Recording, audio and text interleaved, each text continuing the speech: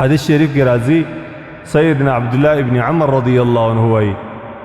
قال رسول الله صلى الله عليه وسلم لا يؤمن احدكم حتى يكون هواه تبعا لما جئت به. در هغه وخت پر یو انسان کامل مؤمن نسی جوړېدلی در څو پورې چې دی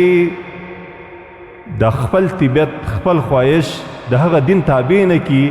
چې کوم دین رسول الله صلی الله علیه وسلم راوړي. د الله رسول صلی الله علیه وسلم د الله د رسول قول دی په دې کې د الله د رسول صلی الله علیه وسلم د دغه خبرې نور زیات وضاحت یا دغه خبرې ته نور تعویلات کول هغه په دې کې نه ځایږي ځکه صریح توري دی نص د حدیث شریف دا دی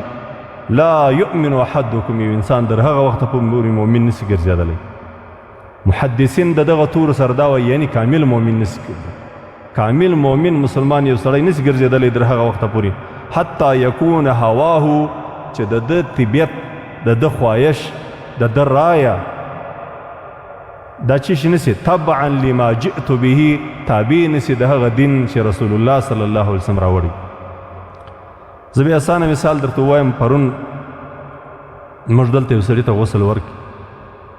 او دا سړی خپل وراره ویشتلی و وژلی و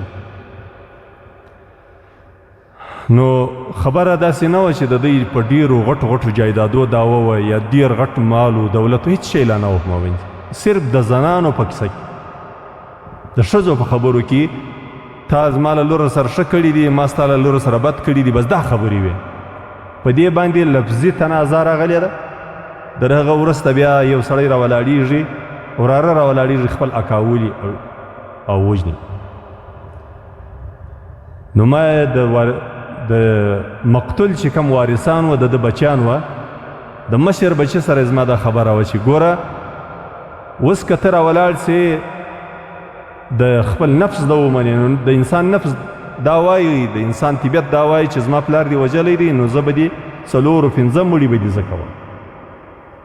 زه به تا هم وژنم پلار به دې هم وژنم ښځې به دې هم وژنم کوچنیان به دې هم وژنم. دا د انسان طبیعت دی هغه د انسان نفسي خواهشات دا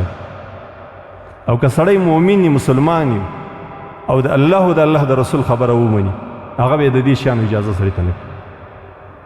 رسول الله صلی الله علیه وسلم چې موږ ته دا وایي چې یو انسان مؤمن نسی ګرځېدلی در هغه وخته پورې چې در څو پورې دی د هغه دین چې رسول الله صلی الله علیه وسلم راوړی دی د هغه د خپل طبیعت تابع نه کړي هغه دغه ځایونه دي. دا رقم نور چې د انسان د شراکت کاروبار دی اوس سړی په د شراکت کې سړی به ډېر احتیاط کړي د خپل شریک د مال سره او یا داسې شراکت وي چې د سړي مال سره ګډ وي د خپل ورونو او د خویندو سره په دې کې به سړی ډېر احتیاط کړي. ډېر داسې تقاضا وي د انسان دی د معاشرې تقاضا یا د وختو د حالاتو تقاضا دی چې سړی حرامو ته بیایي او یا کله کله داسې چې د حکومت لخوا د حکومت خوښه دی چې هغه غیر شریک قوانین وي نو چې هلته سړی د حکومت څخه متاثره وي یا د معاشرې څخه متاثره وي نو ناروا او حرام کارونه به کوي خو لیکن هلته سړی د دې څخه بچاوېدلی سي چې دی دا وګوري چې زما ترتیب زما لاره د رسول الله صلی الله علیه وسلم د لارې سره برابره ده که نه ده برابره که برابره وه زه به کوم که نه و نه به کوم خلاص خبره ده. نو سړی د بدعاتو د خرافاتو د حرامو نارواو کارو څخه الله جل جلاله ساتي.